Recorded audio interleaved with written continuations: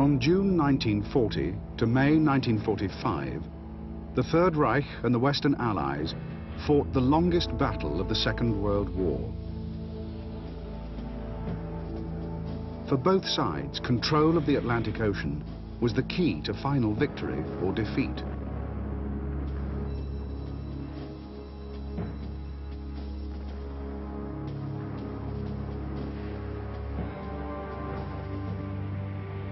For Germany, the Battle of the Atlantic was meant to lead to the complete surrender of Great Britain.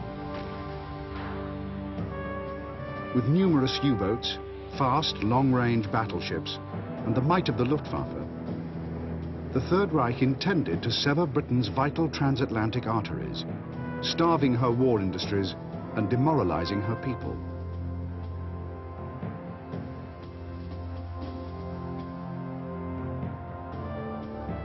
In fact, Hitler had made a fatal miscalculation. Germany went to war long before its navy was prepared. The failure to halt the steady traffic of essential supplies flowing across the Atlantic would allow the Allies time to build, in Britain, a gigantic arsenal of men and weapons.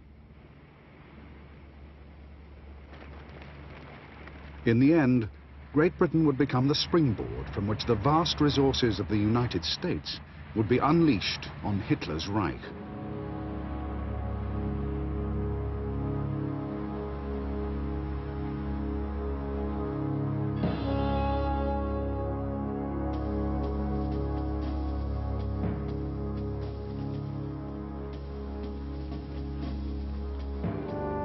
On September the 1st, 1939, Hitler's armies stormed into Poland.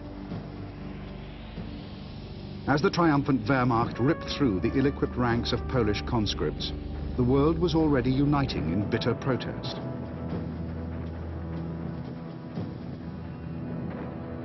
Great Britain, France, Australia, New Zealand and Canada all declared war within a week.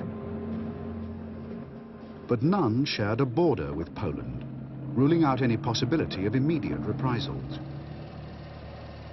The Nazi offensive had involved almost all Germany's armed forces, including much of its reserves, leaving the Reich's border with France dangerously vulnerable. But France made little effort to relieve its Polish ally.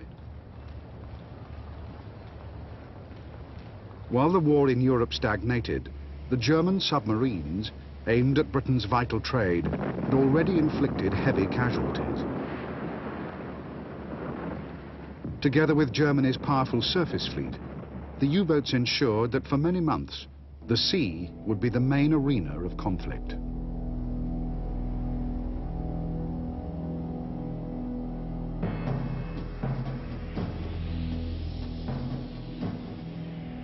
In the weeks before the outbreak of war, the German Navy had dispatched its revolutionary pocket battleships, Deutschland and Admiral Graf Spee, deep into the Atlantic Ocean. Here they would prey on British merchant vessels, sailing along the traditional shipping lanes.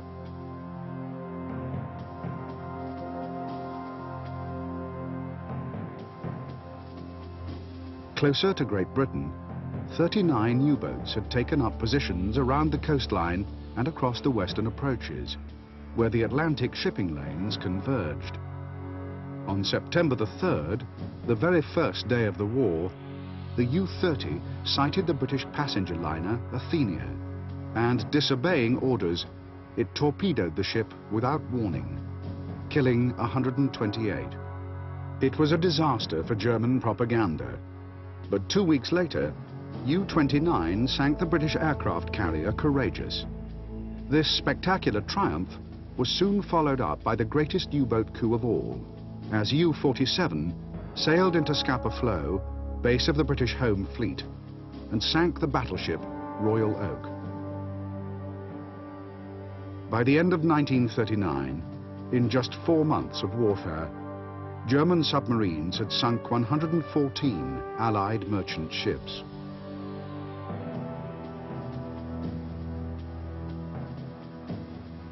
Although the U-boat offensive against British trade had got off to a highly successful start, the German surface fleet had not shared the submariner's success. Early in her voyage, Admiral Graf Spee had sunk 50,000 tons of Allied merchant shipping, forcing the Allies to organize a massive hunt. She was pursued by 7 naval squadrons, relentlessly searching throughout the Atlantic and Indian Oceans. Finally, in December 1939, 3 cruisers of Force G correctly guessed the Graf Spee's position and caught up with the battleship off the coast of Uruguay. It was the German, with more powerful radar-assisted 11-inch guns, who fired first, and with deadly accuracy. She soon reduced the largest cruiser to a defenseless burning hulk, but her own damage finally became too great. She turned and fled to the nearest haven, the neutral Uruguayan port of Montevideo. In port, the crew nursed their wounded, while the German authorities frantically negotiated with Uruguayan officials for extra time to carry out repairs. The Uruguayans refused, and just as the allotted 72 hours ran out, the German Captain Langsdorff heard news of the arrival of powerful British reinforcements. It was a deception, but demoralized, Langsdorff assembled a skeleton crew and weighed anchor. Out in open water, they laid explosive charges and scuttled the Admiral Graf Spee. The defeat, a damaging blow to Kriegsmarine prestige, was the first Allied victory of the war and gave a great boost to British morale.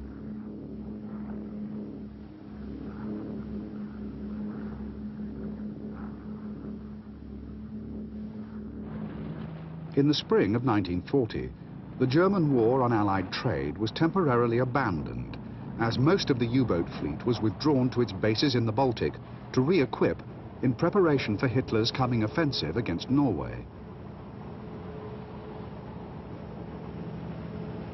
German intelligence had learned of a British plan to seize the Norwegian port of Narvik and cut off vital German iron ore supplies. To prevent the British attack, Hitler ordered the occupation of Norway and Denmark. The daring plan, calling for close inter-service cooperation, would utilize almost the entire German Navy.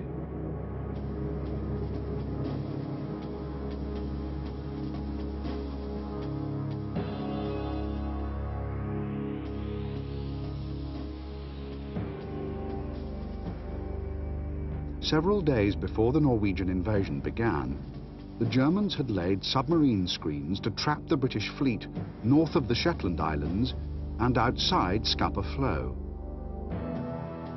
On April the 9th, the Wehrmacht marched into Denmark, while troops from 6 naval groups began landing at Narvik, Trondheim, Bergen, Egersund, Kristiansand, and Oslo.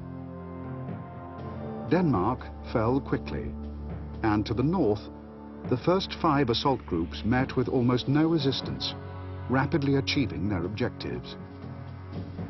Only at Oslo was a fierce defense put up. The heavy cruiser Blücher was sunk by shore batteries before the city finally fell to Luftwaffe paratroops. The Royal Navy, having escaped the German submarine screens, also took its toll. At Kristiansand, a British submarine torpedoed the light cruiser Karlsruhe.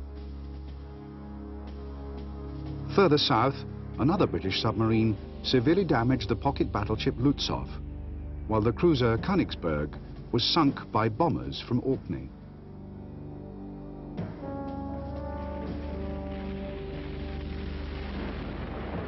In just a few days of savage naval battles around Norway's shores, the German Navy lost, in addition to the 4 cruisers, 9 destroyers and 4 U-boats.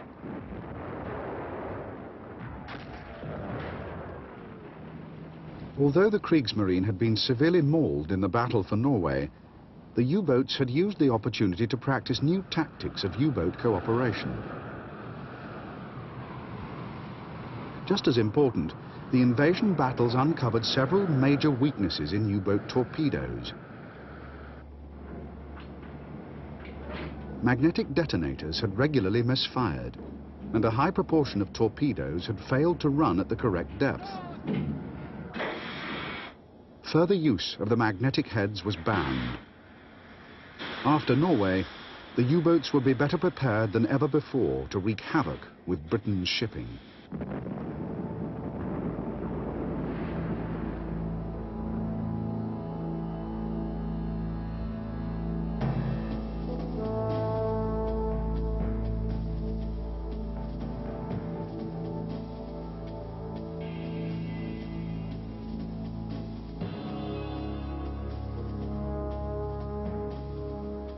For the first few months of the war, Adolf Hitler would not countenance unrestricted naval warfare against the United Kingdom.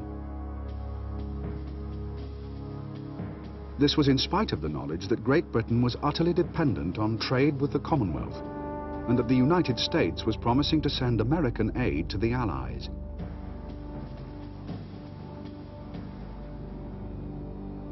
Hitler was fearful that if Great Britain was destroyed and her empire irrevocably shattered, then faraway powers like Japan and the United States would be in a much better position to pick up the remnants for themselves. Hitler was also keen to retain the spoils of Poland and Norway without resorting to another expensive war. So he remained optimistic about coming to a peace agreement with Britain's leaders.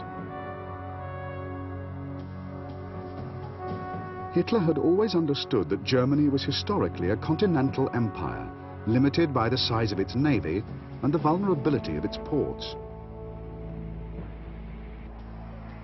Since Hitler had taken power, his naval policy had been directed towards the creation of a powerful surface fleet that could rival the British. He craved the imperial grandeur of the traditional fleet, with its battleships and cruisers.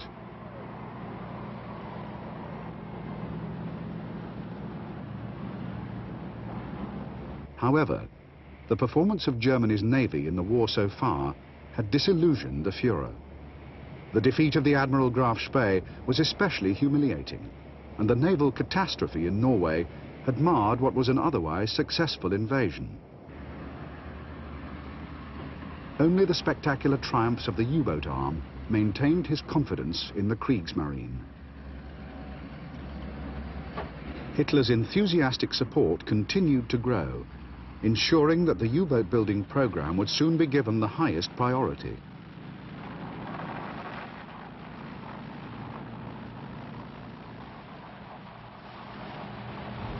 As a soldier, Hitler understood little of naval issues. He continually interfered with the army, to the general's unending frustration. But he held the naval hierarchy in high esteem and allowed them an unusually free hand in operational decisions.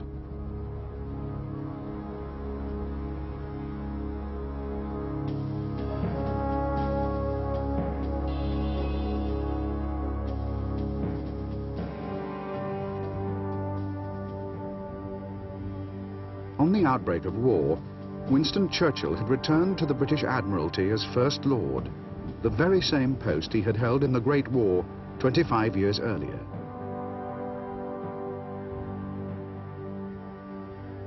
The news of his return was heartily welcomed by the Royal Navy he adored. Churchill was quick to recognize that the war in Europe would be won or lost in the Atlantic, and that the link with the United States was of the utmost importance. His relations with President Roosevelt were excellent, and Churchill hoped that in time the US would join the Allies in the fight against Nazi Germany. Meanwhile, America could help supply Britain's pressing need for war materials. In December 1939, Churchill's reputation had received a significant boost with the defeat of the Graf Spee, and shortly after the fall of Norway, Winston Churchill became Prime Minister. Having warned of the dangers of Nazi Germany for more than a decade, and having vigorously opposed the appeasement of Adolf Hitler, Churchill soon made it clear that Great Britain would never surrender and never negotiate.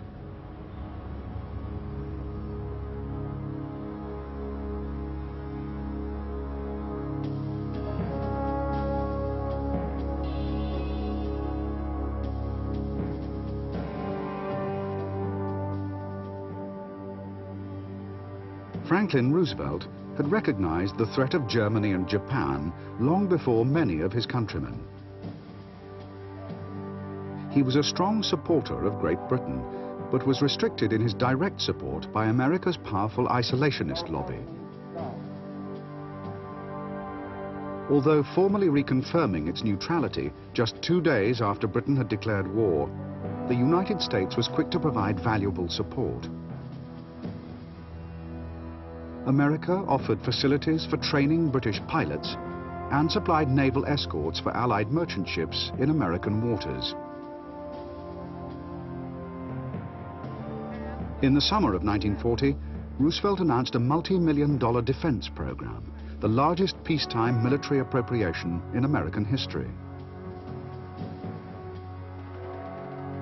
For Britain, the first major benefit came in September, when an initiative taken by Roosevelt resulted in the exchange of 50 American First World War destroyers in return for indefinite leases on British Caribbean bases. The scale of American aid would continue to escalate.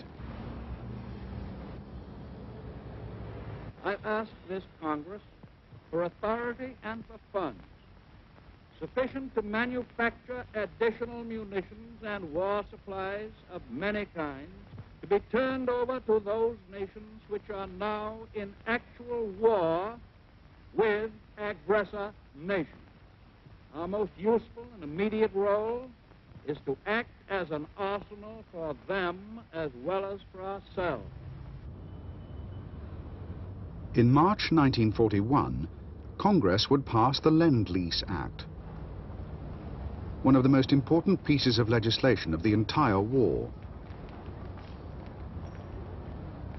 The Lend-Lease Act allowed Roosevelt to increase massively US involvement in the war without compromising its valued neutrality. During the course of the Battle of the Atlantic, the Lend-Lease Act would supply Great Britain with 1/4 of all its military equipment.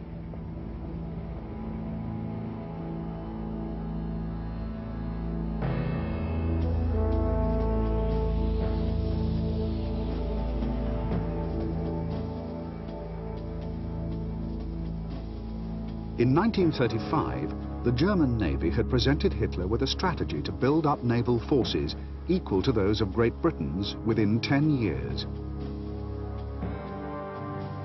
The result would be a vast fleet of 13 battleships, 33 cruisers, 4 aircraft carriers, and 250 submarines, which, unlike the ships of the British Navy, would all be brand new.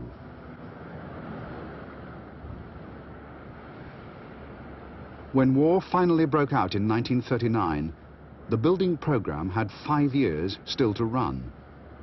The Kriegsmarine was suddenly forced into a rapid construction program. The objective was to build a strike fleet that could blockade Great Britain and prevent American supplies from fueling British resistance.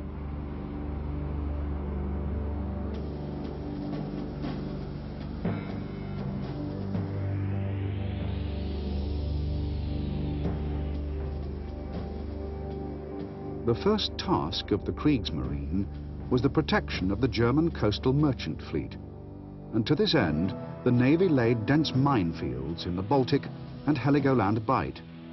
However, the bulk of the Reich's forces would be ranged offensively against Great Britain and her trade.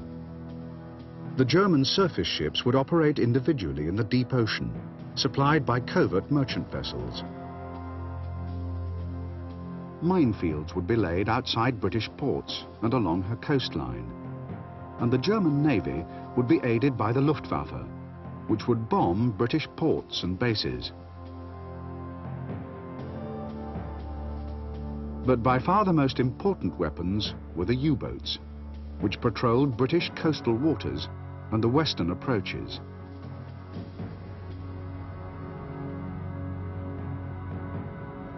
German intelligence had calculated correctly that Great Britain needed 60 million tons of imports annually, including all its oil, just to maintain its existence.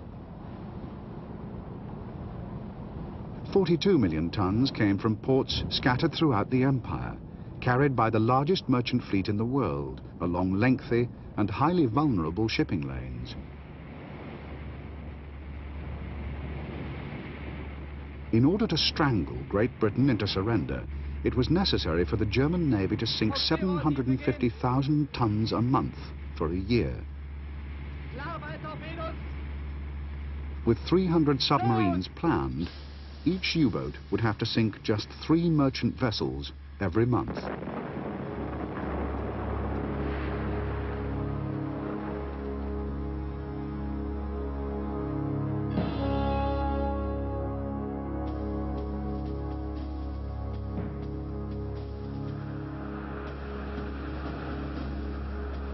It was only in late January 1939 that the British Admiralty had drawn up plans for the European war that was so clearly on the horizon. Germany and Italy were identified as the most likely enemies, and it was noted that Japan would be, at the very least, unfriendly. Great Britain's Royal Navy had not just a country to defend, but also the vital trade routes with a vast empire and with the United States. For this reason, the Royal Navy was divided into 3 main fleets: the Mediterranean, the Far Eastern, and the Home fleets.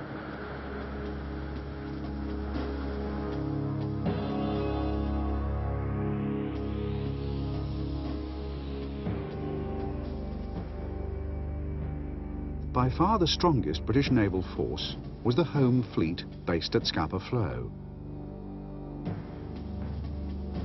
With battleships, carriers and cruisers, the Home fleet began frequent patrols aimed at securing the Iceland Passage, the largest gateway to the North Sea. The passage was sown with 90,000 mines, and this lethal area became known to the Germans as the Rose Garden.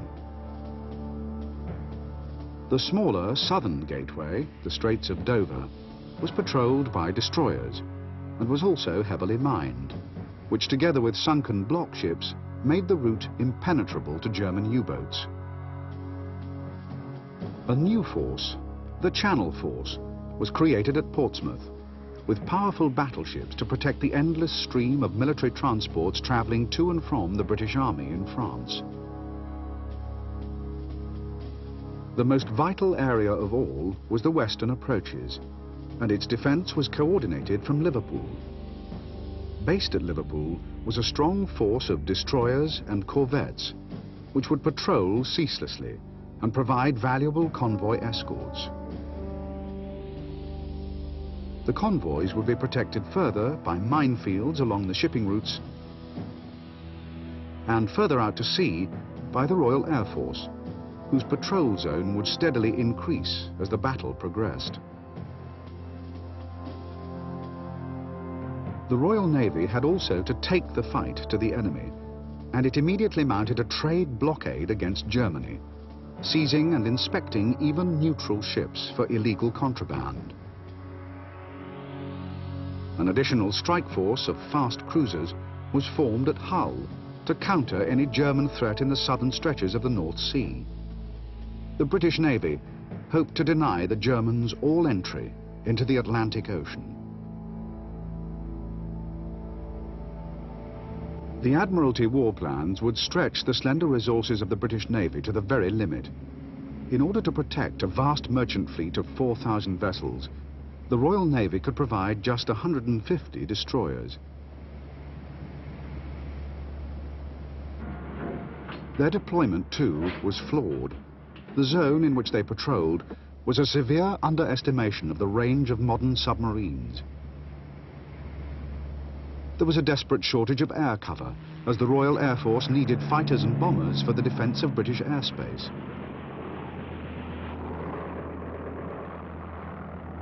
Of the few that Coastal Command did possess, most were over the North Sea, waiting for the expected breakout of the German surface fleet.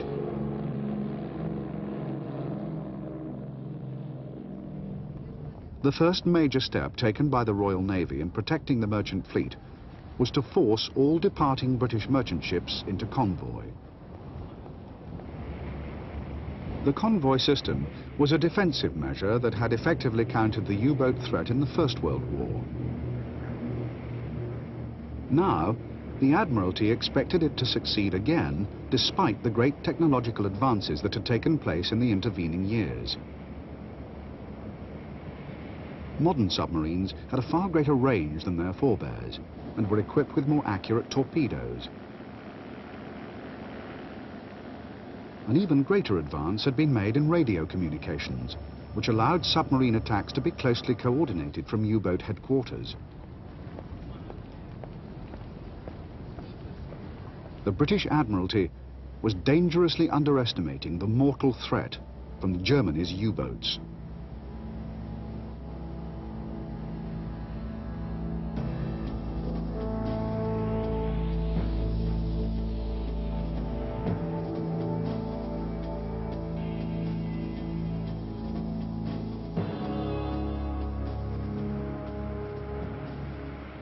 In the 1930s, Karl Dönitz had been faced with the difficult task of rebuilding the German U-boat service from scratch.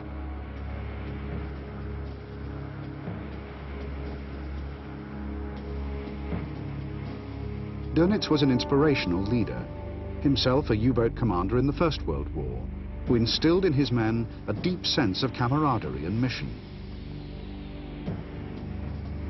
He led from the front, going to sea, and personally training the new generation of submarine commanders. It was during these exercises that Dönitz had formulated the new tactics of U-boat cooperation, which he would implement to deadly effect during the battle.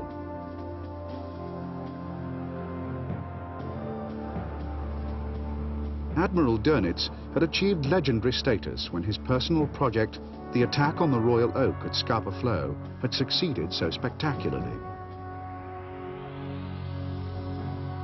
The continuing success of his submarine fleet ensured increased funding for more and even bigger U-boats.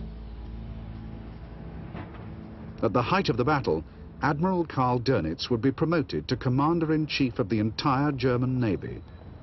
But such was his dedication to the undersea war that he retained full operational control of the U-boat arm.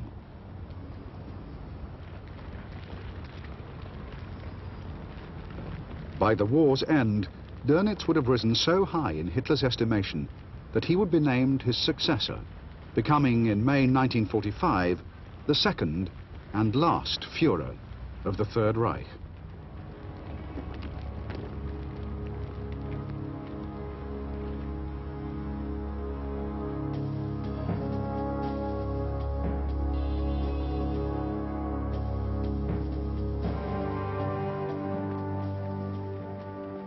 Admiral Max Horten was a career sailor, a submariner who in the First World War had sunk a German cruiser, becoming the very first British submarine commander to sink an enemy vessel.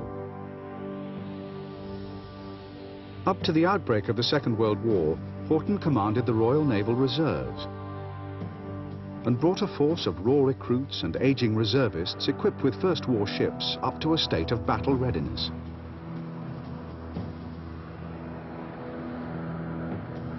By applying a powerful combination of perfectionism and ruthlessness, Horten enabled the reserves to become the mainstay of the convoy escorts.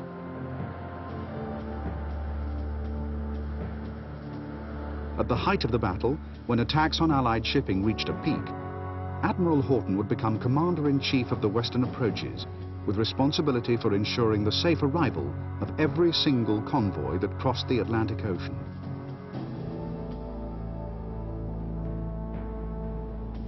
With characteristic determination, Horten would actually take up residence in the Western Approaches headquarters at Derby House in Liverpool.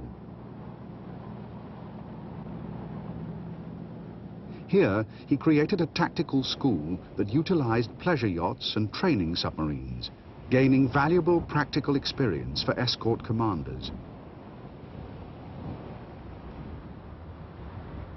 Forceful and determined, Houghton was not popular with his superiors, but as one of the most able naval officers of the war, he was universally held in the highest regard.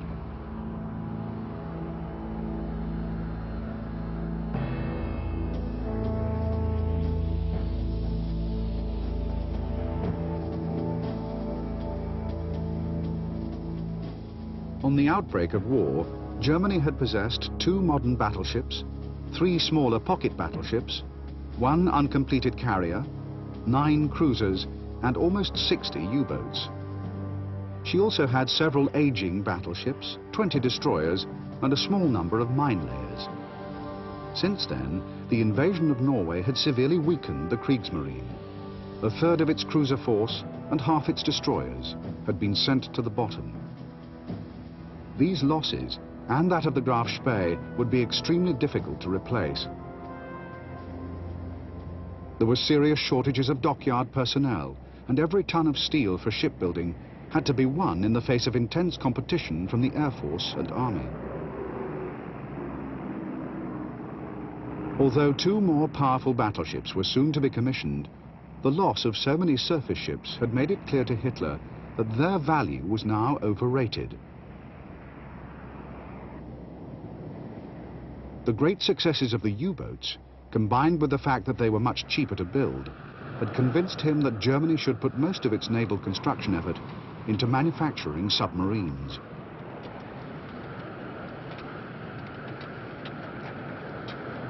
In the summer of 1940, the Kriegsmarine had 51 U-boats, and with an ever-increasing number being launched, the U-boat arm looked set to achieve its aim of 300 operational submarines.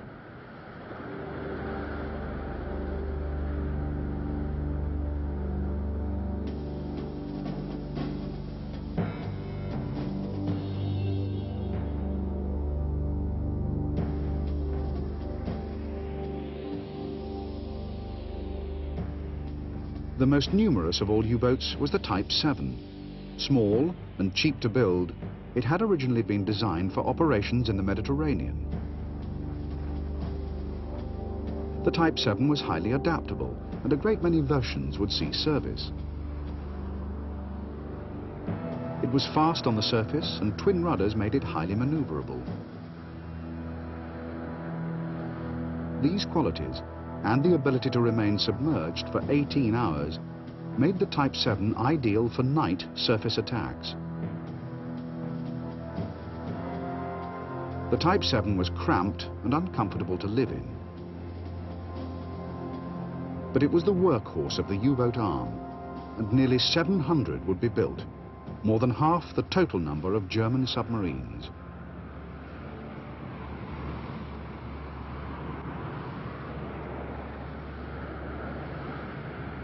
The Type 7's successor was the Type 9, the early models of which were adapted and slightly enlarged 7s.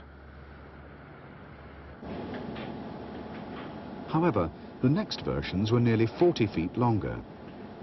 The Type 9s had just 2 slow-running diesel engines instead of 6, which gave the boat an improved surface range at 12 knots of nearly 24,000 miles. 370 would be built during the course of the war, and the Type 9 would have the highest ratio of kills per submarine of all German U-boats.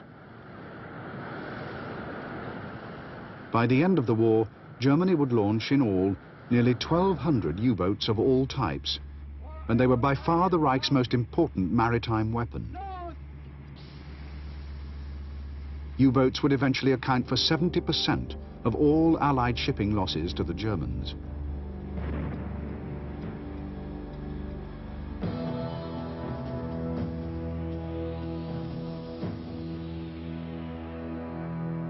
The Scharnhorst, a 30,000-ton battlecruiser, had been laid down secretly in 1935, contravening the weight restrictions of the Versailles Treaty. Unlike traditional battlecruisers, which sacrificed armored protection for heavy armament, the Scharnhorst reversed the principle. With its lighter 11-inch guns, armor protection could be considerably increased. Additionally, the Scharnhorst was provided with an unprecedented number of heavy anti-aircraft guns. The Scharnhorst, paired with her sister ship, the Gneisenau, sorted into the Atlantic in early 1941, where their 10,000-mile cruising radius would make them deadly as commerce raiders. Even more importantly, the attempts by the Allies to destroy them would tie up vast quantities of Allied ships, fuel, and manpower.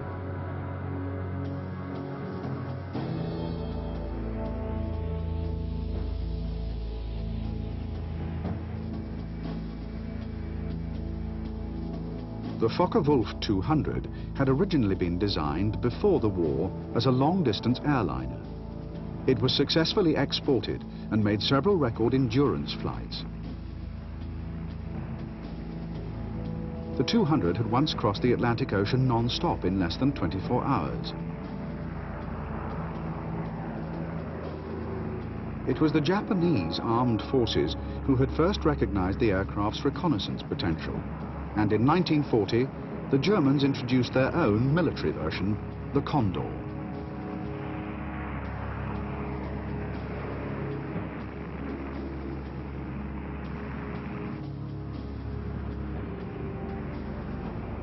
Throughout the battle, Condors would prove highly effective, both as spotters for U-boats and as bombers. For much of the war, it was Germany's only four-engined bomber. Even with a huge 4,000-pound payload, the Condor could remain airborne for 14 hours, enabling it to menace Britain's shipping lanes far into the Atlantic. The Condor was dangerously prone to structural failures, and many aircraft were lost in landing accidents. It was lightly armored, and with just 3 machine guns, was highly vulnerable to other aircraft. Nevertheless, nearly 300 Condors were built, and they earned a formidable reputation among Allied sailors.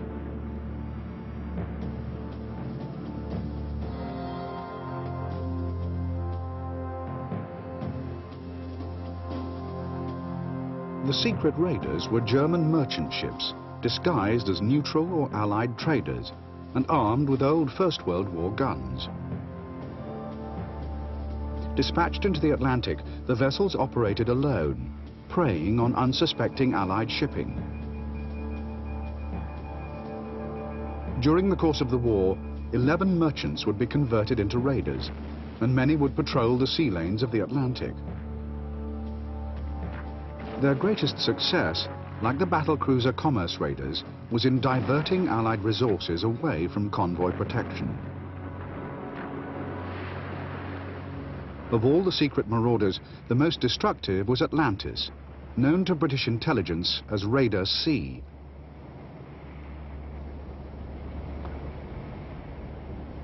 Manned with some of the very best crews the Kriegsmarine could muster, the Atlantis would be responsible for sinking 22 Allied merchant vessels, in voyages eventually totaling more than 100,000 miles.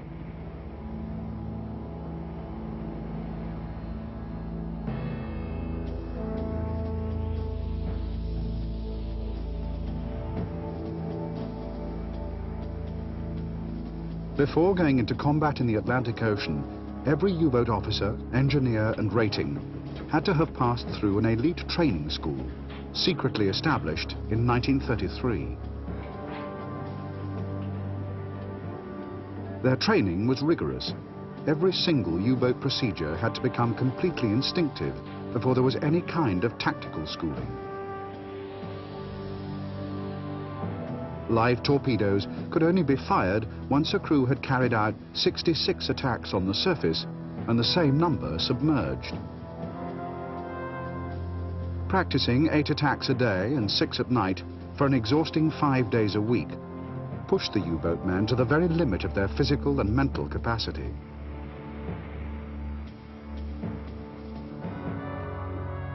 The arduous training undergone by the men of the U-boat service encouraged their belief that they were an elite corps within the already elite Navy. Their beards were not just a practical measure to save valuable fresh water, but a symbol of their elevated status.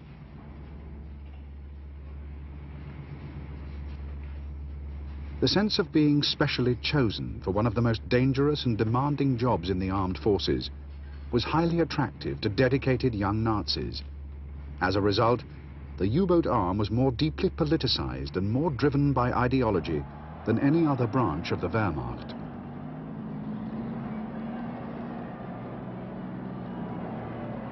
In the spring of 1940, when the U-boats returned home from their first sorties against the British, they became the new heroes of the Third Reich.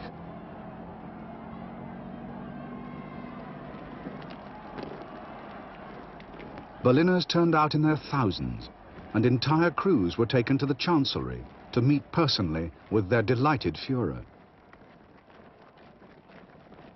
The U-boat arm was by far the most dangerous profession for a German to be in.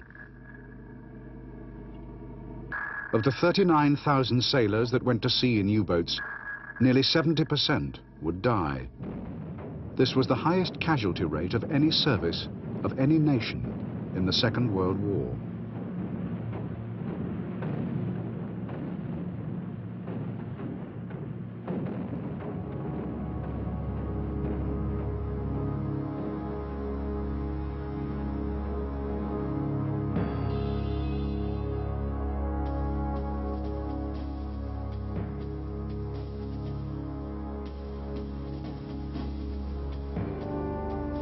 During the 1920s and 30s, the Royal Navy had suffered from severe financial restraints.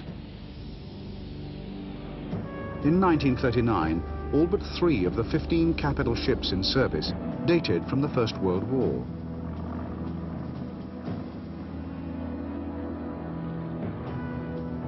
Cutbacks had steadily reduced the Navy's design and manufacturing capacity, slowing down the building of new ships, and innovations such as carrier aircraft had been seriously neglected.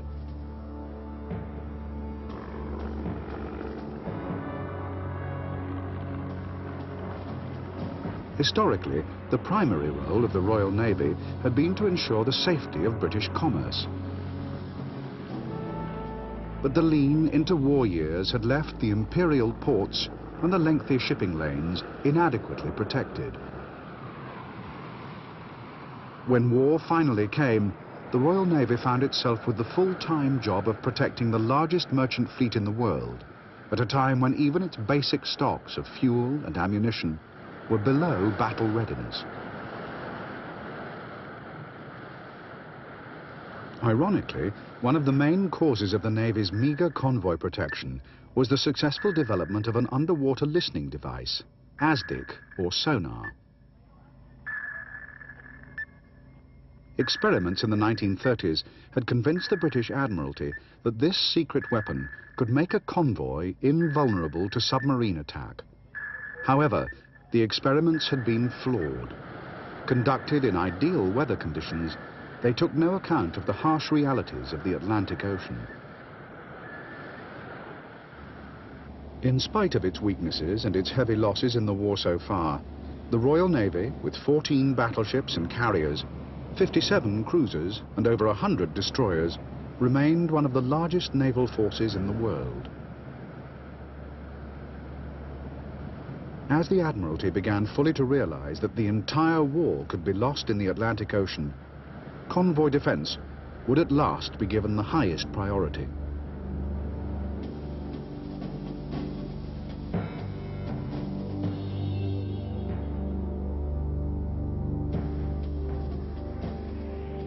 The Flower-class corvette was a small, armored escort vessel, based on an old 19th century design for a whale catcher. It was easy to build and extremely cheap, at just half the cost of a destroyer. An additional advantage was that many improvements could conveniently be made while the ships were still being built. The corvette was basically a seagoing coastal ship, poorly suited to deep-water voyages in the Atlantic Ocean. It rolled severely, quickly exhausting even the fittest crews. Although too slow to overhaul a surfaced U-boat, the Flower-class corvette could cross the full width of the Atlantic Ocean without refueling.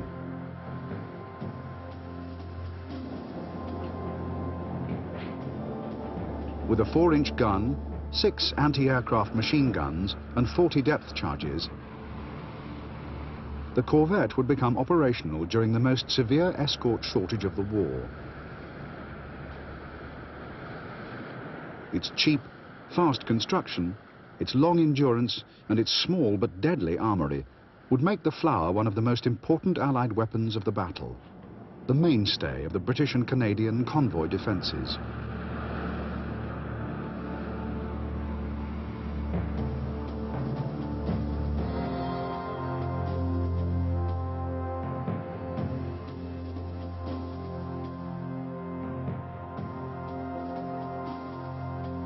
The American consolidated B-24 Liberator, a powerful long-range bomber, was one of the most successful heavy bombers ever, and with over 18,000 built, the most numerous American aircraft in history. It was first supplied to RAF Coastal Command in June 1941, and the British would eventually receive almost 1,700. The Liberator was cold and drafty and earned a reputation for breaking up easily on crash landings. But with a range of more than 2,200 miles, the aircraft, in British and American hands, would at last seal the mid-Atlantic air gap, giving convoys full protection throughout their entire voyage. Later in the battle, they would be fitted with powerful spotlights called Lee lights, and a revolutionary 10-centimeter radar, which would dramatically enhance their effectiveness. In the Battle of the Atlantic, the B-24 would become one of the most valuable weapons in the Allied arsenal.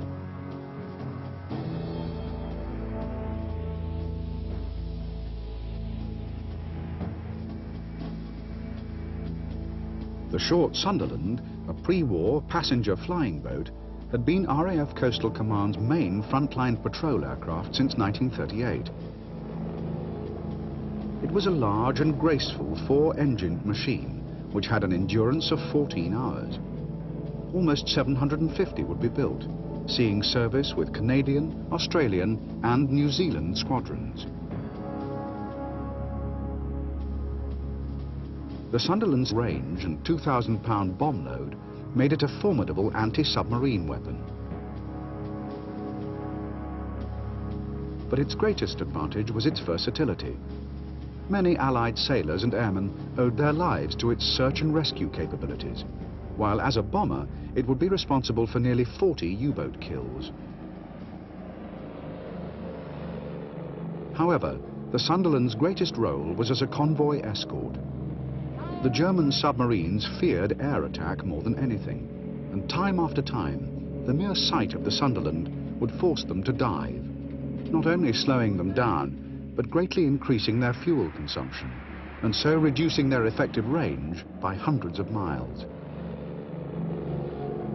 The Sunderland was slow, with an average cruising speed of just 134 miles per hour. But this was more than compensated for by 10 machine guns and thick armour plating. As a result, the aircraft earned legendary status with the Germans, who nicknamed it the Flying Porcupine.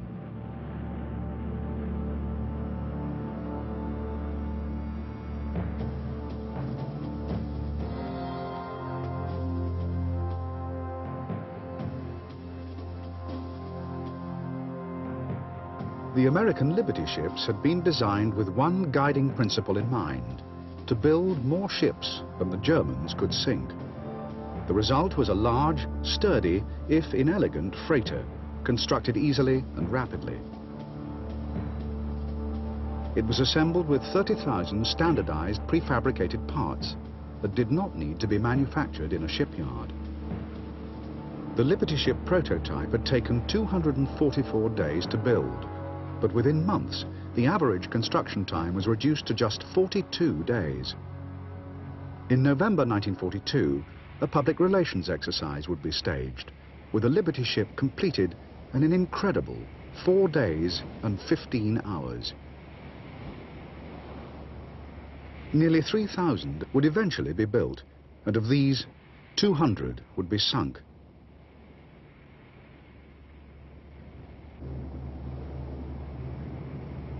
The many millions of tons of cargo carried across the Atlantic Ocean by Liberty ships would be of inestimable value to the Allies in winning the battle and the war.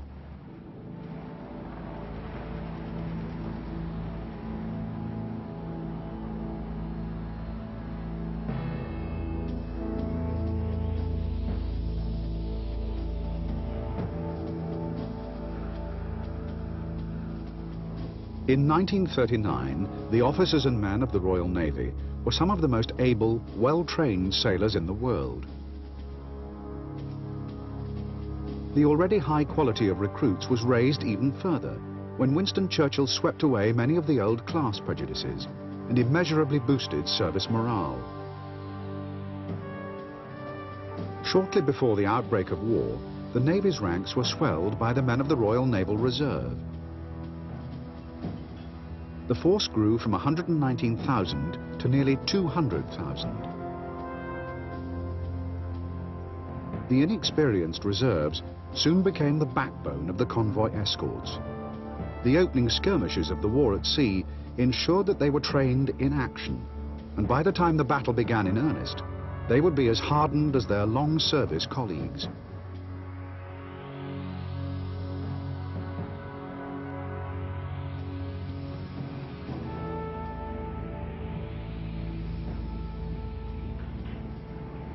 For the sailors of the United States Navy, the dangers and hardships of battle were being endured long before their government declared war.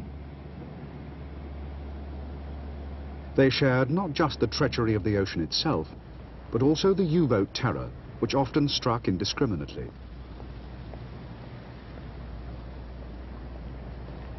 US sailors would die at sea months before the carnage of Pearl Harbor. Ashore, they were forbidden to talk of their exploits and received no public recognition.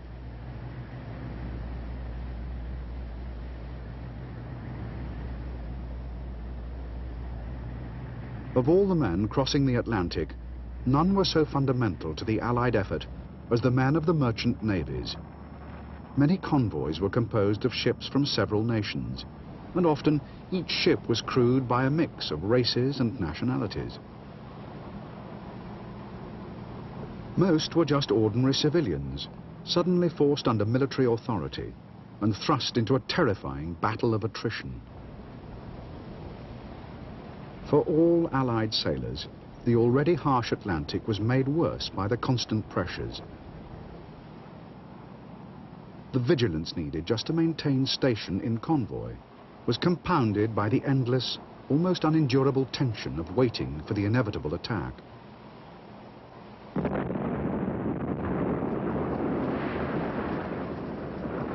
Ships went down in moments. Cold water killed men in minutes, and the dense Atlantic fogs could foil any attempt at rescue. Worst of all, the convoy could stop for no one. During the course of the battle, merchant sailors would suffer a higher casualty rate than any of the Allied armed forces.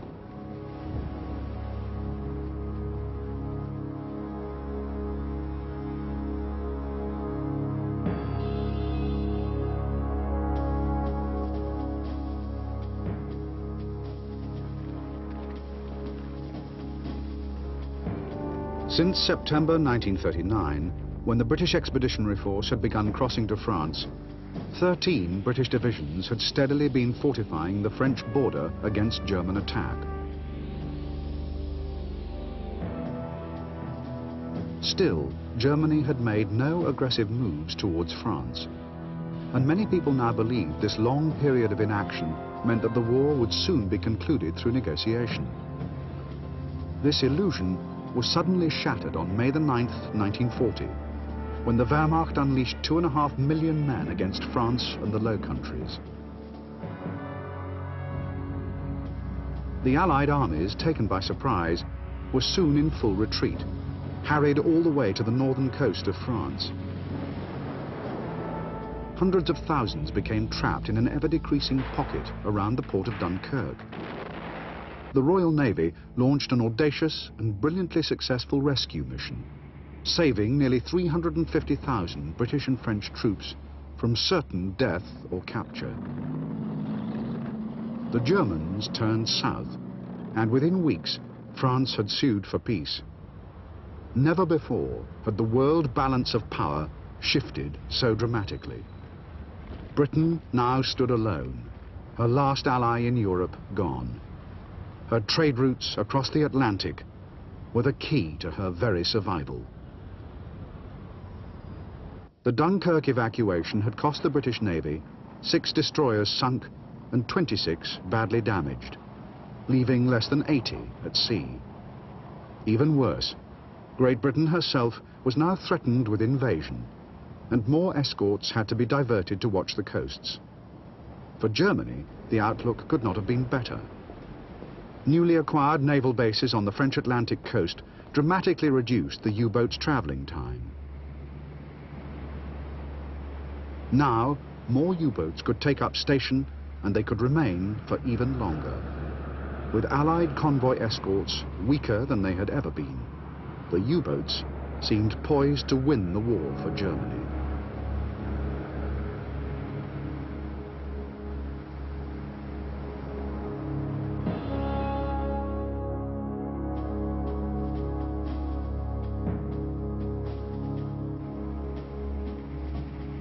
On May the 15th, 1940, Admiral Karl Dönitz, commander of the German U-boat arm, had dispatched a single submarine into the Atlantic, the first to go back since the fall of Norway.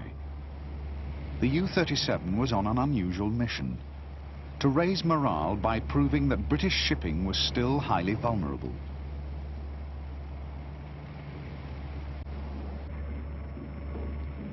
In just 2 weeks, with torpedoes and deck guns, the U-37 sank 11 merchant ships, making it the most successful tour of the battle so far.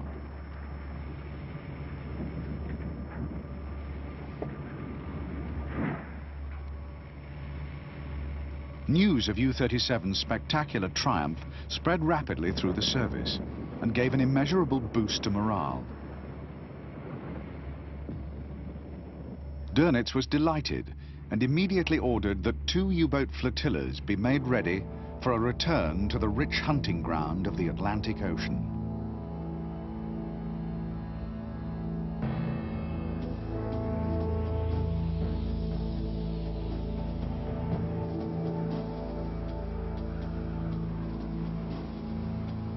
Since the beginning of the war 9 months earlier, the German Navy had lost nearly 20 U-boats. Of these, only a handful had actually been sunk during attacks on merchant ships, while most had been lost to mines or in accidents. All had been replaced by June 1940. The U-boat construction program was currently delivering 13 every month, but was given a considerable boost by the occupation of France. The capture of French raw materials would provide the Navy with an abundance of previously scarce metals, especially copper, which was vital in submarine production.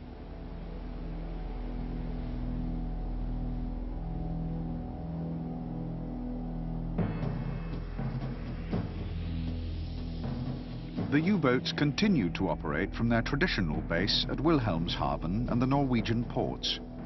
But the main Atlantic fleet would soon strike from U-boat bases being constructed along the French west coast at Lorient, Brest, Saint-Nazaire and Bordeaux. Admiral Karl Dönitz would set up his new headquarters just outside Lorient at Carnival.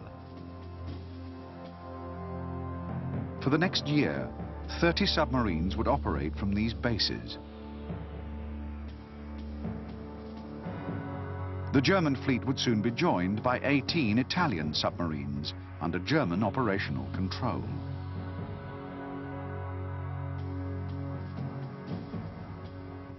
Luftwaffe units of Focke-Wulf Condors and Heinkel 111s would fly from airfields at Merignac near Bordeaux and Stavanger in Norway.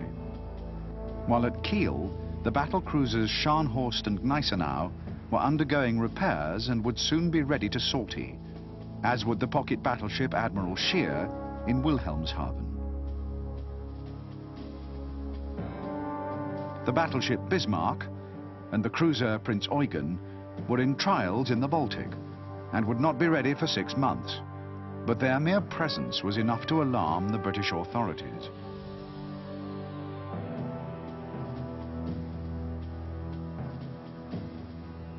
The Condors could strike over 1,400 kilometers into the Atlantic, almost as far as Iceland.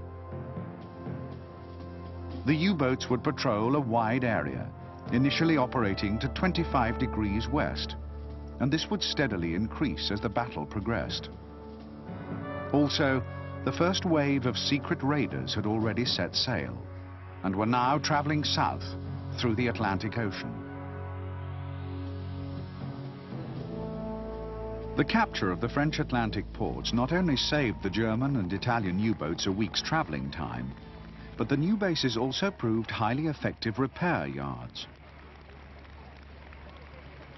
Normally, of the total number of U-boats in service at any one time, a third would be traveling to or from station, a third would be in dock undergoing refits and repairs, leaving only the final third actually on operations.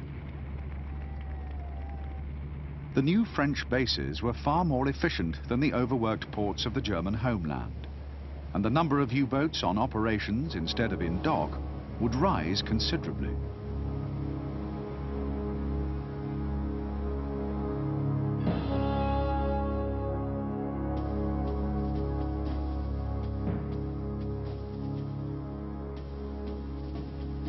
Even as the Germans were completing the conquest of France, Hitler had already turned his sights towards Great Britain.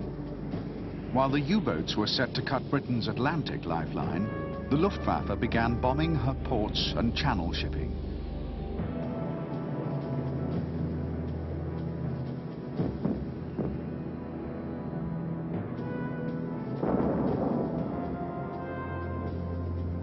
As British naval forces had been diverted to watch the coastline for a threatened German invasion, many merchant vessels had been left defenseless. Every effort was made to help them protect themselves, and as much of the merchant fleet as possible was now given armor protection. Many merchant ships were also armed, and their crews were trained to fight.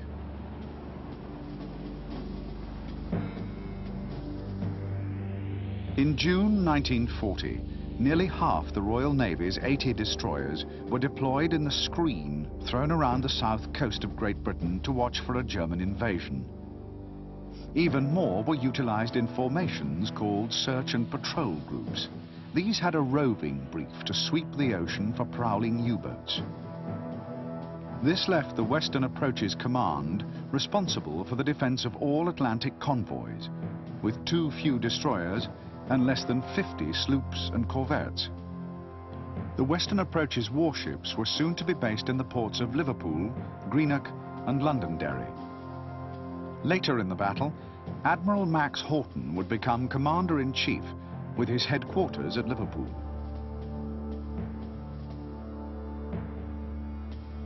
The Western Approaches warships initially could only escort the outward-bound convoys as far as 12 degrees west, 100 miles west of Ireland. At the 12th meridian, the convoy would have to continue the rest of the 4,000-kilometer journey alone, or with just light defense. The Western Approaches escorts would wait at the edge of their patrol limit to meet the more important homeward-bound convoys. There were two types of homeward sailing convoys. The faster convoys formed up at the Canadian port of Halifax, Nova Scotia, and were coded HX. The slow convoys formed up at Sydney, Cape Breton, and were coded SC. For their protection, the Royal Canadian Navy presently had less than 10 destroyers, which could only provide the convoys with a light escort for about 400 miles. In order to keep the European conflict out of American waters, the United States maintained the Neutrality Patrol out to 300 miles east, which with 8 destroyer groups and 5 Catalina squadrons was for the time being enough to deter any long-range U-boats. East Atlantic air cover was provided by less than 30 RAF Coastal Command squadrons flying from Great Britain. British and Canadian resources were stretched to the full, and even with American help, the convoys faced a huge gap in the middle of the Atlantic with little surface and no air protection.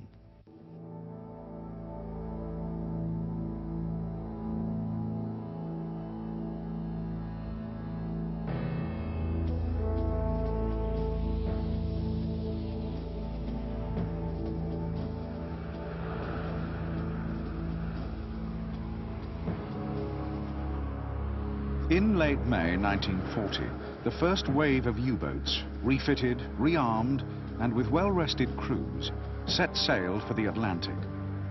Many Allied merchant ships still continued to travel independently, without the benefits of convoy protection, and so were utterly defenseless. The only hope for these independents lay in the vast emptiness of the ocean, where the sheer expanse of sea made discovery almost impossible. However, the enemy U-boats had several critical advantages.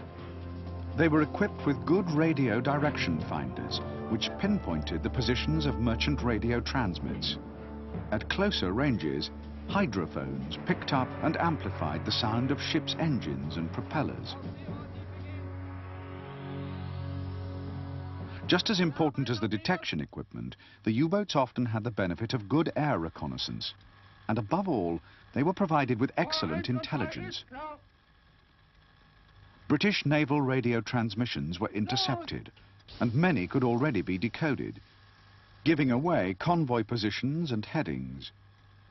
German secret agents had been placed in most ports of the British Empire, and the U-boats were told about departing vessels.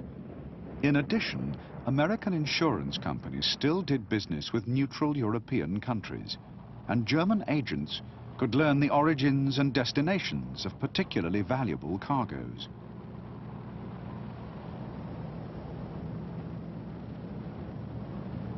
In June alone, the U-boats had sunk 64 merchant ships. At 261,000 tons, this was the most destructive month of the war so far. In July, even that figure was beaten, when the first of the French U-boat bases became fully operational. The devastation continued throughout August, and far outweighed Allied construction of new ships. With as yet just 30 submarines, the U-boat arm was already achieving a third of its monthly target.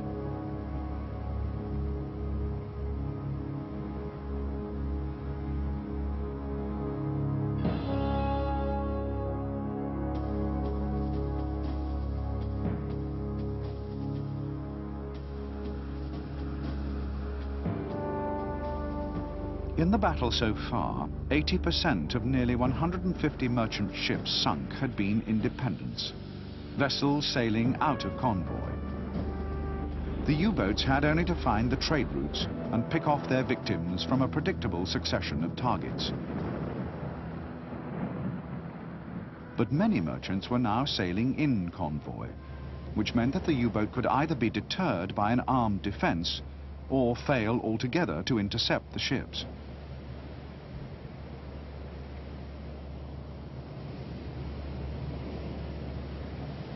With vessels coming from many different ports, each convoy took a long time to form. Its ships assembled for several weeks at the designated harbour before departure. Once there were enough ships and enough escort vessels, Western Approach's headquarters would allocate it the safest known route across the Atlantic. On departing, only a handful of the convoy's senior officers would know its course and destination.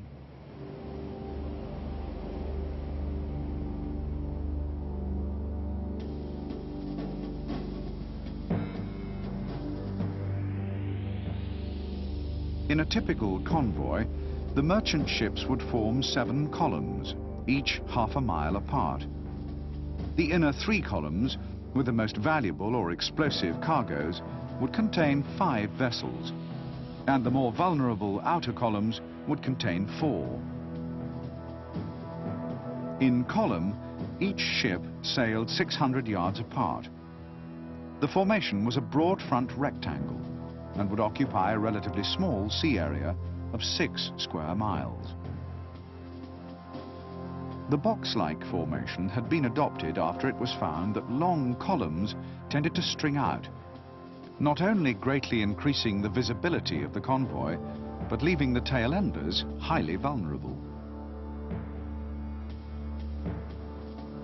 The main benefit of the compact rectangle was the resulting short perimeter, along which 4 or more escort vessels patrolled.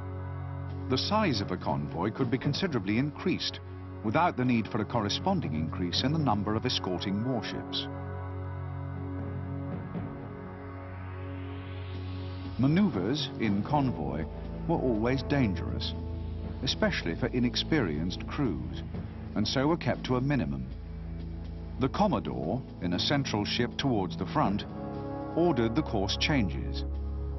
Early in the battle, this was brought about by the ships on the inside of the turn slowing down, while the whole formation wheeled around. However, this method forced the convoy to lose valuable speed. Later in the battle, the wheel was often replaced by a technique that had started out purely as an emergency maneuver. This was a sudden 45-degree turn, carried out simultaneously by all vessels. It greatly increased the risk of collision and left the convoy in an echelon that was disconcerting to the ship's captains. But critically, the convoy lost no speed, and with experience, it could be carried out with the ships still maintaining station.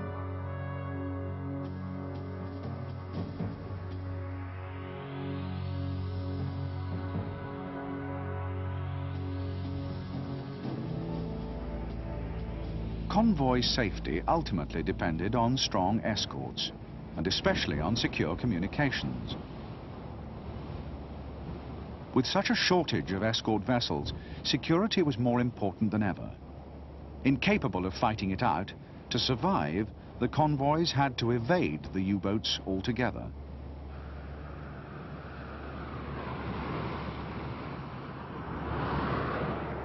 By late August 1940, the German Navy was able to intercept and decrypt British naval signals early enough to mount powerful attacks.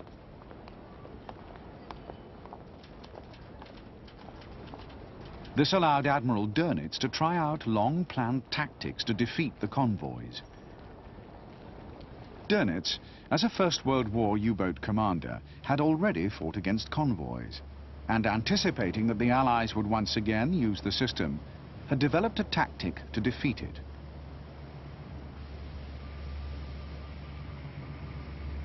Dönitz now had enough U-boats and good enough intelligence to implement the Rudel tactic,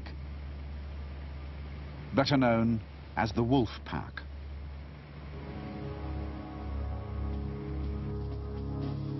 The Wolf Pack, given advance warning by German intelligence, would be disposed in a chain, often several hundred miles long, across the suspected course of a convoy. When one U-boat sighted the merchant ships, it then radioed the convoy's position and course back to headquarters. Headquarters then alerted all the nearest U-boats and vectored them towards the target.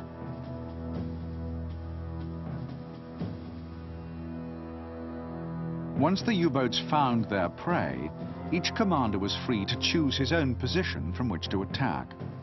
Most remained a safe distance beyond the escorts and launched a fan of torpedoes at the convoy's flank. They hoped that out of 4 or 5 torpedoes aimed into the middle of the convoy, 1 or more would hit a ship. However, the bravest U-boat commanders waited for nightfall. They sailed slowly on the surface, evading the underwater detectors, steamed straight through the escort perimeter screen and right in amongst the merchant vessels. The U-boat's low silhouette and the inexperience of convoy lookouts enabled the commander to wreak havoc by picking off individual targets at almost point-blank range.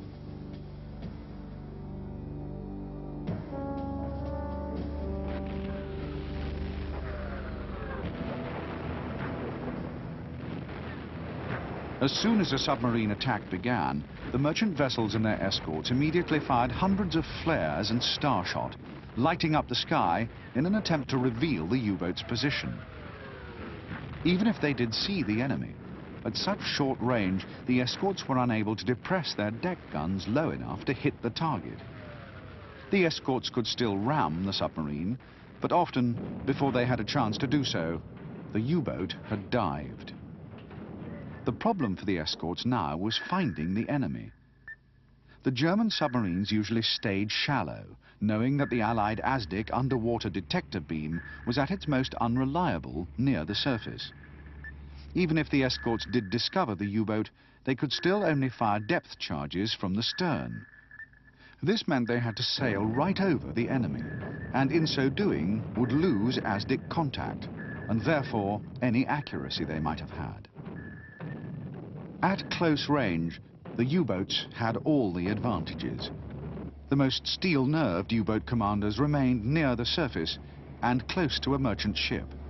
They bided their time until the panic was over, then quietly slipped away.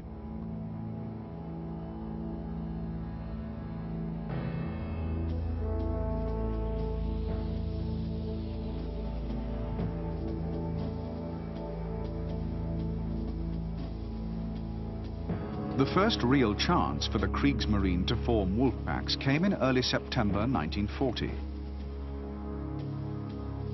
The tactic soon proved devastatingly successful.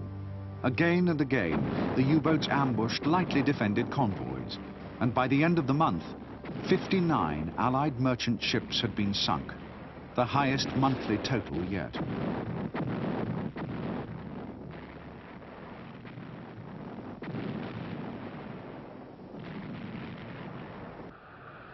In early October, German intelligence decrypted several British naval signals that gave them 4 days' notice of a slow convoy, SC-7, sailing from Canada.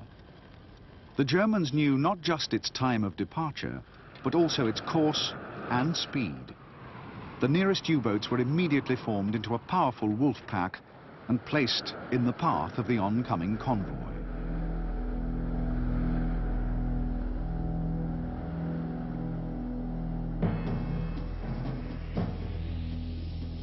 Convoy SC-7 contained 34 merchant ships and was sailing south of Iceland, escorted by a single sloop. On October the 15th, U-124, one of a screen of U-boats several miles apart, sighted a straggler, sank her, and the next morning found the rest of the convoy. It radioed headquarters and quickly sank 3 more merchant ships before being forced to submerge by the escort. U-boat headquarters immediately vectored in 6 submarines. An additional sloop and a Flower corvette arrived from Western Approach's command, but to little effect. Over the next 2 days, the 6 U-boats managed to sink 16 of the 30 remaining merchant ships. 60% of the entire convoy, more than 100,000 tons, were destroyed by the Wolfpack, without the loss of a single submarine.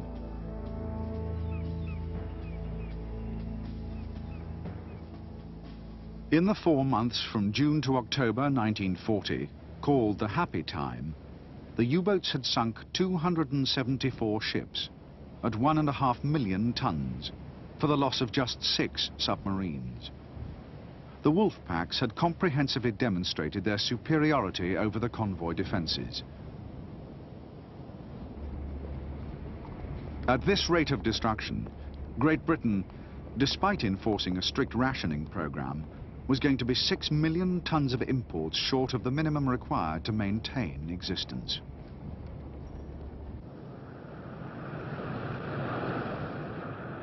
In November 1940, the U-boat's happy time finally came to an end. when fierce storms sweeping through the North Atlantic forced many to withdraw. Allied countermeasures had also begun to have an effect. Convoys had been routed further north towards Iceland, and merchant radio codes had been altered.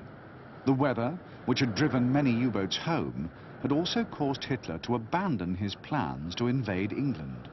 And many small warships, released from the protective screen thrown around Britain's south coast, became available as convoy escorts. By now, most of the 50 American First World War destroyers, exchanged for British bases, had arrived at western approaches. In early 1941, the U-boats once more returned to battle, refreshed and confident in the belief that victory could soon be won.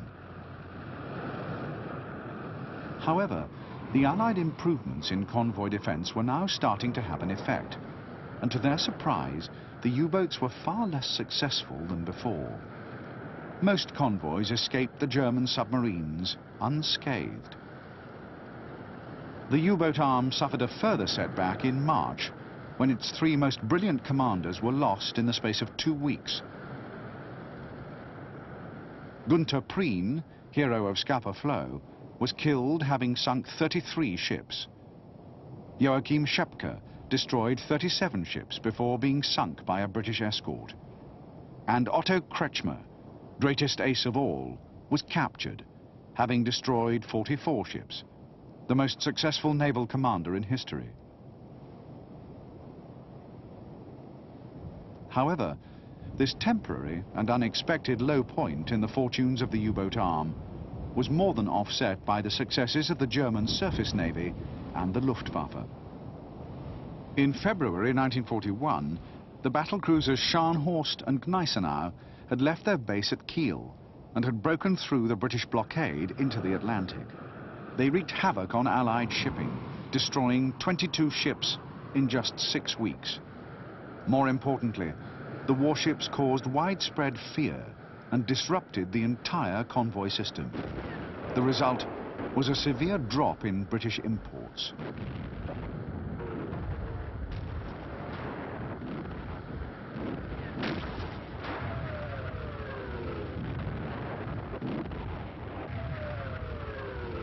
At the same time as the Scharnhorst and Gneisenau were on operations, the pocket battleship Admiral Scheer was preying on convoys in the North Atlantic. Further afield, the heavy cruiser Hipper had been prowling along the African coast, while in the south, the secret raiders were causing panic, forcing the Allies to hunt them down and diverting valuable warships from escort duty.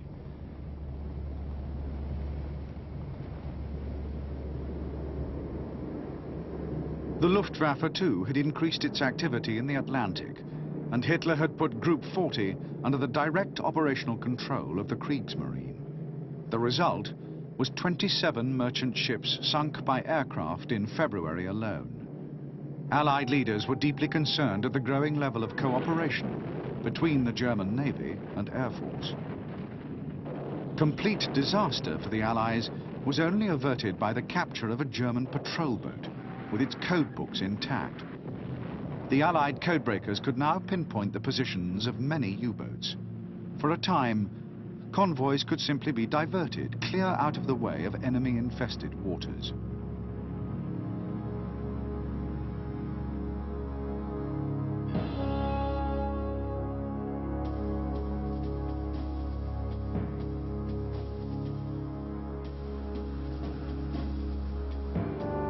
Since the beginning of the battle, the British had been researching how best to use the few escort ships they had. One result was the development of the escort group. The escort group was perfected by Captain John F. Walker, who was later knighted for killing 2 submarines in a single morning. The group was a formation of small warships, which, unlike the failed search and patrol groups, would operate in close consort with the convoys. Later in the battle, when there were more than enough warships, the more successful escort groups would be given complete independence and renamed support groups. These would move from convoy to convoy, protecting the merchant ships through the most dangerous stretches of ocean.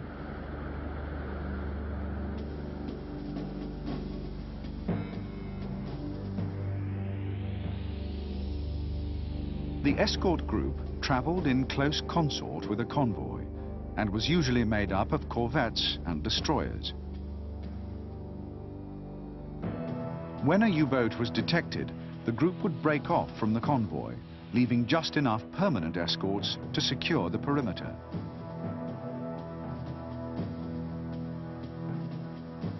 The group would bring maximum firepower to bear on the submarine, inflicting as much damage as possible and forcing it to dive.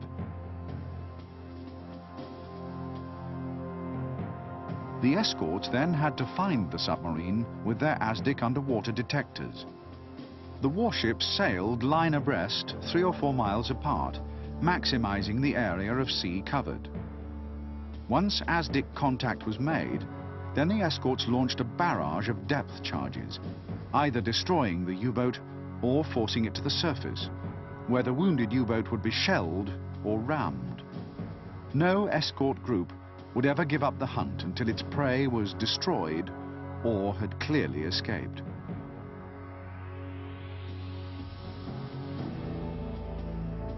The first 4 escort groups at western approaches supported convoys as far as 35 degrees west. In May, the Royal Canadian Navy received 8 new destroyers and 20 corvettes, which meant that now, for the very first time in the battle, the convoys could be given full surface protection right across the Atlantic. Air cover too had been considerably increased, and RAF Sunderlands and Hudsons had begun flying from Iceland, providing cover out to 400 miles. Additional air bases had also been completed at Gibraltar, Sierra Leone and Halifax. As a result of the growing strength of Allied defences in the North Atlantic, Dönitz decided to transfer the U-boats to less well-protected waters further south.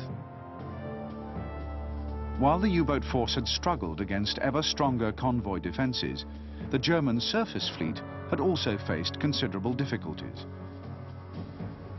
After returning from successful tours, the Scharnhorst, Gneisenau and the Admiral Scheer were all blockaded in Kiel by the RAF and the Royal Navy. Far worse for Germany, Bismarck, the Reich's most powerful warship, was attacked by British battleships George V and Rodney and sunk off the southern coast of Ireland. She had never even seen the convoys she was meant to annihilate.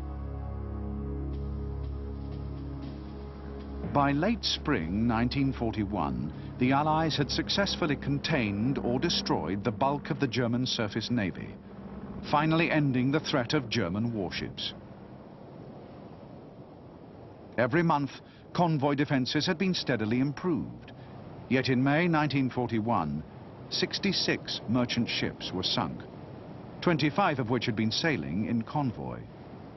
The escort groups were growing ever more efficient, but as yet, there were just not enough warships to turn the tide of battle. The Allies' defense against the wolf pack was nowhere near foolproof.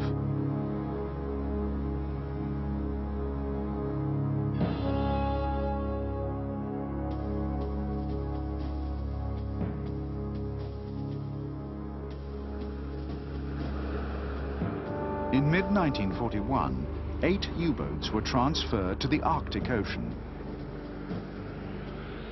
Hitler, in his war against the Soviet Union, needed to destroy supplies being sent to the Russians from the west. The transfer of submarines away from the Atlantic convoys meant a desperately needed reprieve for Great Britain. Imports rose to 1 million tons a week, well above the minimum required. The Allies consolidated their gains by once more changing the convoy routes. Air patrols over the Bay of Biscay were also stepped up to catch more U-boats entering and leaving their French bases.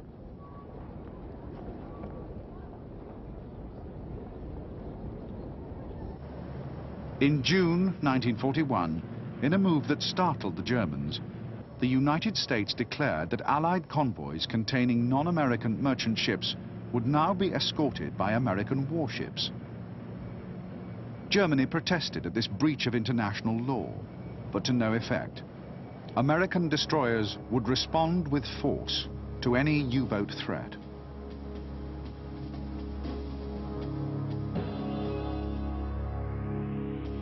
In the new Western Hemisphere defense zone, the United States Navy now escorted convoys as far as 22 degrees west, halfway across the Atlantic.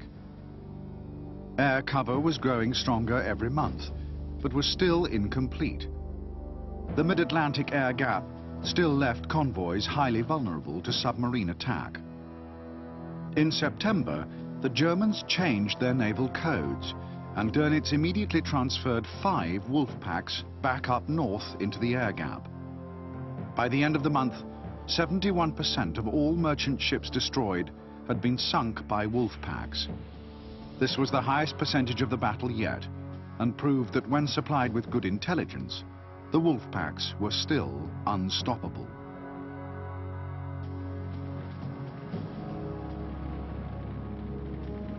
With the devastating September attacks, Admiral Dönitz had seized the initiative from the Allies.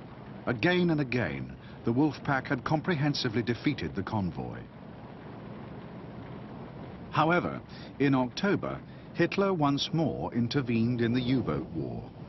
Over the next 8 weeks, the Führer ordered 16 submarines to the aid of Axis forces in North Africa, aiming to cut the British Army's supply lines in the Mediterranean. The diversion of so many U-boats away from the Atlantic once again gave the Allied convoys an unexpected respite. In November, just 17 merchant ships were sunk in the North Atlantic. Only 4 were sunk in December. For 2 full months, the convoys had crossed the Atlantic almost unmolested, greatly increasing British supply levels.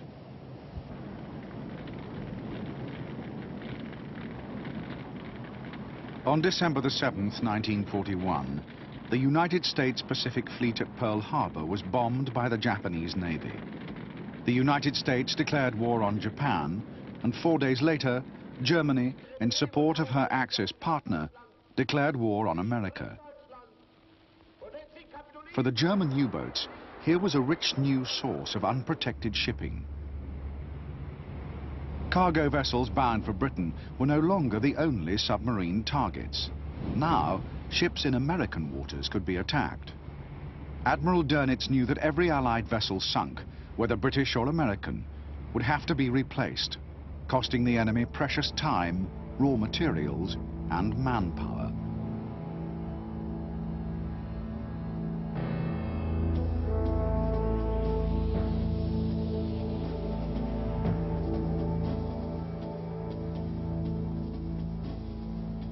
The main priority of the United States Navy was in the Pacific Ocean, and it had as yet made few plans for participating in the Battle of the Atlantic. Domestic merchant ships continued to sail independently, believing it would be some time, if ever, before the war actually reached American waters.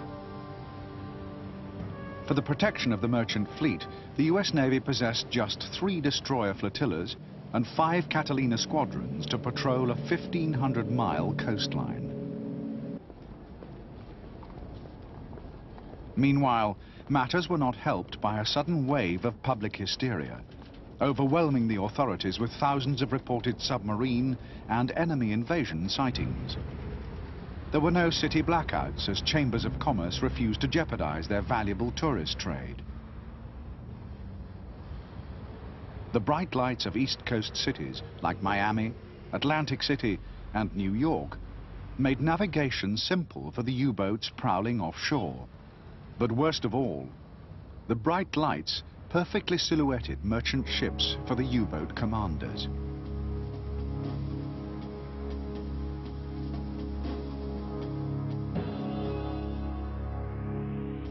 Operation Paukenschlag, or drum roll, the German opening offensive against the United States, could for the time being only be carried out by 9 Type 9s, the only German submarines which had the range to operate on the eastern seaboard of the United States. The submarines were ordered not to shoot at any targets unless especially large, until they had reached their stations along the east coast of New York, Boston, Portland, Maine, and Norfolk, Virginia.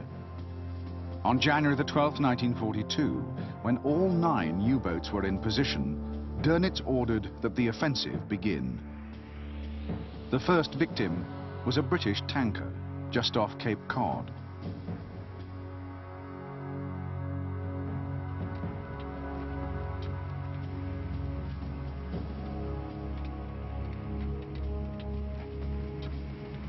Within 4 weeks of the start of the offensive, the U-boats operating independently destroyed 50 merchant ships, nearly 300,000 tons. This spectacular success convinced Hitler to allow more U-boats to be transferred from the Arctic and Mediterranean. In addition, 20 Type 7s, modified for longer ranges, were now able to reach Canada. Eastern Atlantic U-boat operations slowly spread as far as the Caribbean. In February, the U-boats sank another 55 merchants, much of whose cargo was ultimately bound for Britain. Over 1 million tons of American shipping was destroyed before a single U-boat was sunk. With sinkings now running at 627,000 tons a month, the United States was forced to resort to desperate measures. Firstly, in a reversal of Lend-Lease, Great Britain sent the US Navy 10 corvettes and 24 armed trawlers, complete with their trained and experienced crews. Then, along the east coast, a series of interlocking convoy operations was begun, and as resources allowed, these were continually expanded. For the first time, city blackouts were ordered by the federal government. Finally, the authorities took back 70 aircraft intended for the British Air Force and instead employed them on patrols along the coast. Week after week, all these improvements slowly took effect, and the number of sinkings began to fall. The Germans' second happy time was over.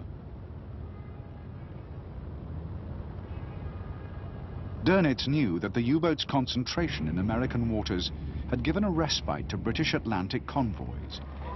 U-boats operating along the US seaboard used up much of their supplies in just getting there, and could only remain on actual operations for 1/3 of the time they could operate in the western approaches. The U-boats still had to destroy 700,000 tons of shipping a month in order to defeat Britain, and Dönitz decided it was time to return to the eastern Atlantic and reform the wolf packs.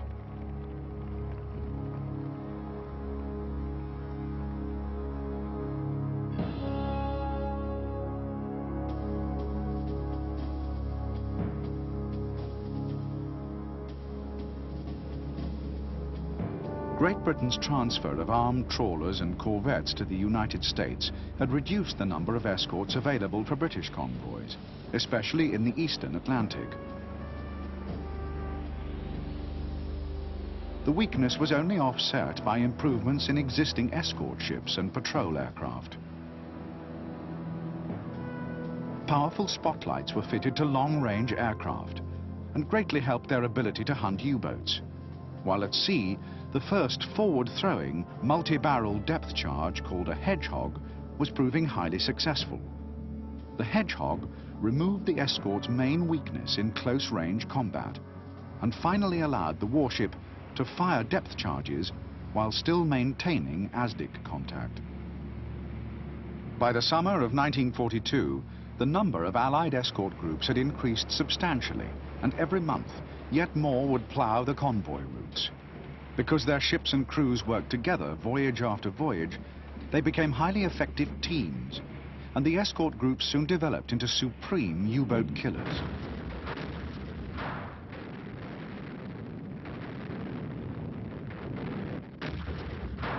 By now, several small aircraft carriers had begun operating across the Atlantic, and their Martlets and Avengers were not only long-range eyes for the convoy escorts, but were also highly effective weapons in their own right.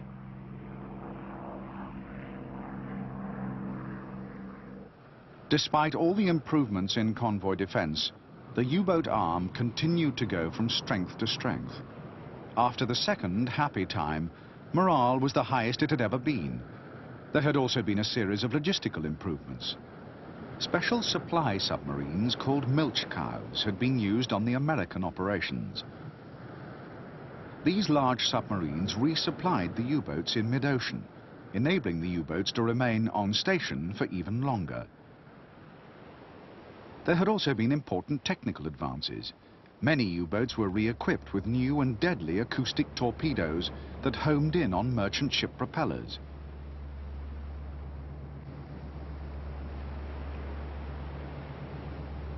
Metok's radar detectors were now fitted as standard and alerted the crew when they had been discovered by a convoy escort, giving them enough time to dive and escape.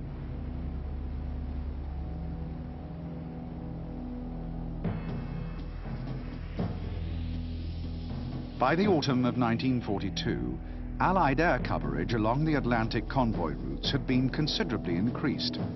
But in the north, where the bulk of British imports crossed, a large air gap still remained, known to Allied sailors as the Black Pit. It was close to this air gap that Dönitz concentrated his U-boats, 30 in American waters and 40 in the western approaches, including several strong wolf packs. In early November 1942, SC-107, sailing from New York with 42 ships, was attacked in the largest convoy battle of the year. In just 4 days, 15 Allied merchant vessels were sunk, and altogether, the U-boats destroyed more than 80,000 tons. In the last 6 months of 1942, throughout the Atlantic and Caribbean, the U-boats had sunk a massive 575 Allied merchant ships.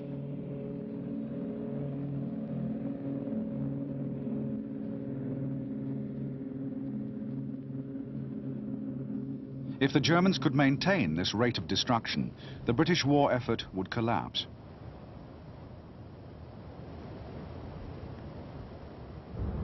The building of new merchant ships had fallen behind schedule.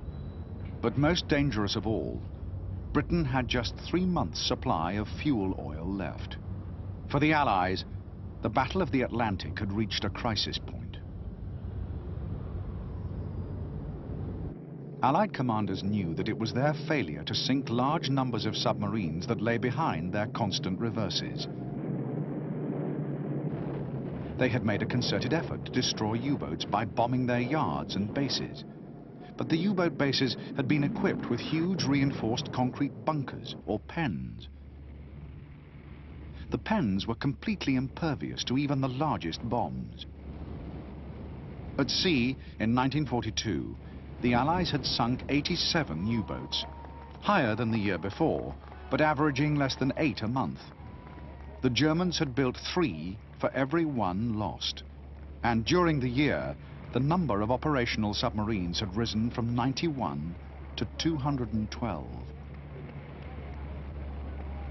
For Admiral Dönitz, although 1942 had ended on a high note, he was not totally confident. Dönitz feared Allied technical improvements. He had learned of the powerful searchlights fitted to maritime aircraft, and was beginning to suspect the existence of the new Allied 10-centimeter radar. To form wolf packs and intercept the convoys, U-boats needed their full range and their full speed. Therefore, they had to stay surfaced as long as possible. Dönitz knew that if the Allied countermeasures could keep the U-boats from traveling on the surface, then the wolf pack would be defeated.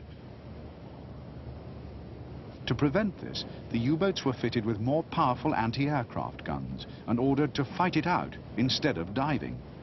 And once again, U-boat radio codes were changed, maintaining the intelligence advantage for the Germans. In early 1943, unexpectedly fierce storms once more swept through the Atlantic, reducing submarine activity, and for a short time, the convoys went unmolested. It would be spring before the weather lifted and the offensive could be resumed. In March, Dönitz sent all his available U-boats into the ocean and stationed them in the very heart of the mid-Atlantic air gap. As the U-boats pounced, they proved again and again that Allied air cover was still inadequate. Convoys were as vulnerable as ever. U-boats tore into a string of merchant ships, achieving some rapid and spectacular victories. Then, just a few days into the renewed offensive, German codebreakers informed Admiral Dönitz of the course and position of two convoys carrying vital war materials bound from the United States. This gave the Admiral time to set up the largest and most devastating wolf pack ambush of the entire battle.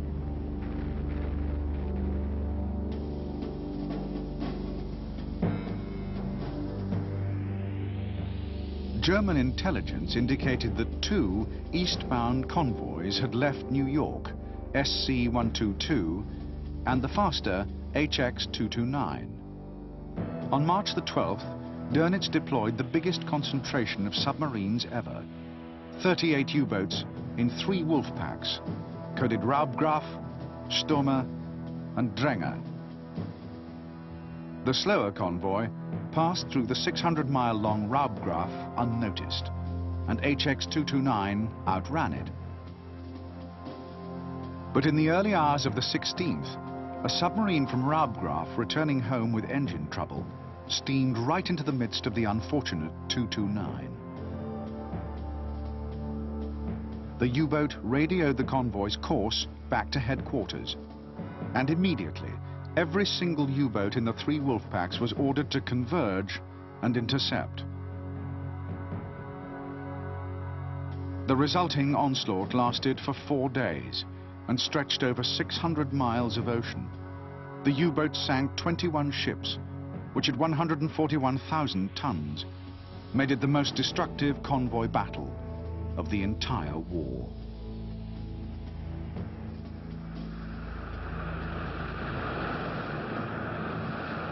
The crippling loss inflicted on HX-229 and SC-122 was the low point of a terrible month for the Allies. In the first 3 weeks of March, 97 merchant ships were sunk, 500,000 tons destroyed, nearly twice as much as the Allies could build in the same time. All Germany's hopes in the U-boats had been justified. Although Dönitz and his crews sensed triumph, the latest successes of the U-boats were not evidence of an imminent German victory. These successes, however dramatic, were due to a sudden combination of unusual circumstances. In fact, although neither side yet knew it, the Allies had already turned the tide of battle.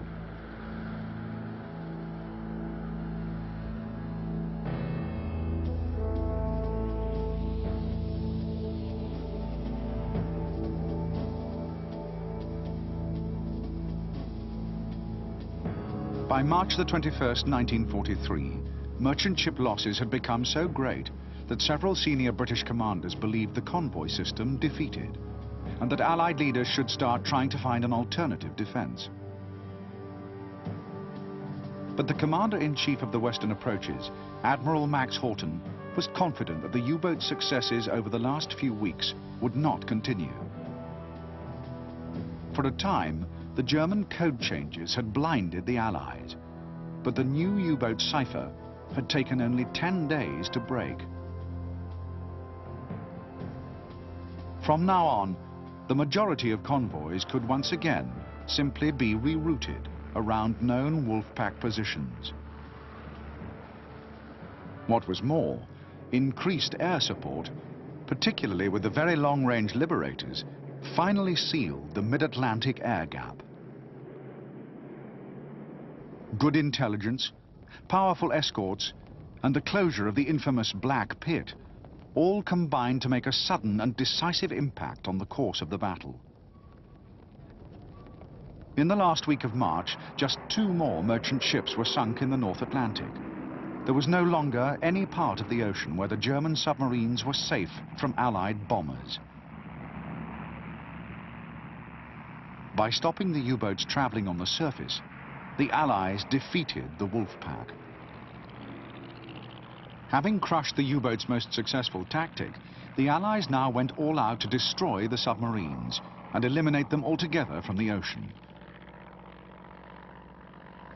Bombing raids against the U-boat construction yards were stepped up, and one raid on Bremen alone destroyed the hulls of 9 submarines. Air patrols over the Bay of Biscay were increased. And for the escort vessels, the convoys were now a useful bait. The merchant ships attracted the U-boats, which the warships could then hunt down and destroy. The result of the Allied offensive against the U-boats was devastating. By the end of March, 16 submarines had been sunk for the loss of 95 merchant ships. In April, the Allies sank 17 submarines. In May, Dönitz had more U-boats in the Atlantic than ever before, but to no avail. That month, the Allies destroyed an incredible 47 U-boats. For the very first time in the entire battle, the Allies had destroyed more submarines than the number of merchant ships lost.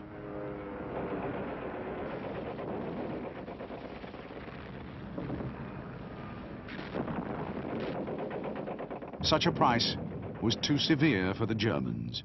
And finally, on May the 24th, 1943, Admiral Dönitz was forced to order the withdrawal of the surviving U-boats from the Atlantic Ocean.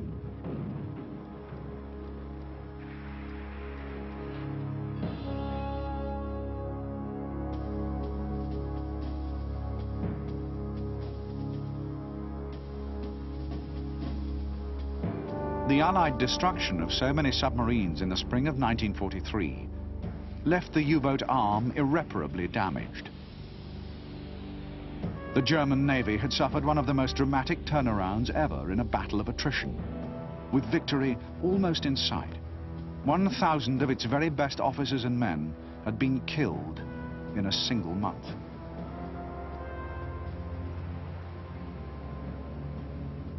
The Allied closure of the air gap, the brilliant use of intelligence, and the deadly submarine-killing escort groups had made certain that the U-boats could never again hope to change the course of the war. Even so, Admiral Dönitz did not give up. New and ever more deadly submarines took to the seas to destroy Allied merchant shipping. The struggle would continue to the very last day of the war, but each and every German development was matched and defeated by the Allies. The long and terrible Battle of Supplies cost the German Navy 27,000 submariners and the Allies 30,000 sailors. In the end, the Kriegsmarine was not only unable to knock Great Britain out of the war, but failed to halt the vast build-up of American forces in the British Isles.